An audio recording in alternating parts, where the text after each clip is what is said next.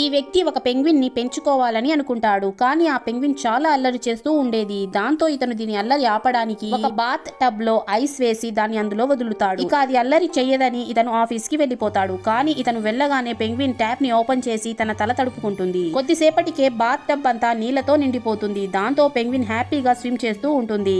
సాయంత్రం అవ్వగానే ఇతను ఇంటికి వస్తాడు. కానీ ఇతనికి తన ఇల్లంతా నీళ్లతో నిండిపోయిందని తెలియదు. ఎప్పుడైతే ఇతను డోర్ ఓపెన్ చేస్తాడో నీళ్లు ఫోర్స్ గా రావడంతో ఇతను నీళ్లలో కొట్టుకుపోయి ఎలాగోలాగా మెట్లని పట్టుకుంటాడు.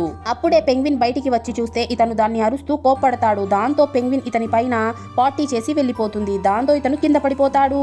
యాక్చువల్లీ ఇతను పెంగ్విన్ ని పెంచాలని అనుకోడు. ఒక రోజు ఇతనింటికి ఒక బాక్స్ పార్సల్ వస్తుంది. ఆ బాక్స్ పైన ఇది తన తండ్రి ఇంపార్టెంట్ వస్తువు అని రాసుంటుంది. దాంతో ఇతను బాక్స్ ని ఓపెన్ చేస్తే అందులో ఫ్రోజన్ పెంగ్విన్ బొమ్మ ఉంటుంది. కానీ ఇది తన తండ్రి వస్తువు అని గుర్తుగా పెట్టుకుంటాడు. ఇతను ఫోన్ లో మాట్లాడి తిరిగి చూస్తే ఆ పెంగ్విన్ కరిగిపోయి నార్మల్ గా అయిపోయి ఉంటుంది. దాంతో ఇతను ఏమీ చేయలేక ఆ పెంగ్విన్ ని పెంచుకోవాల్సి వస్తుంది. Please subscribe.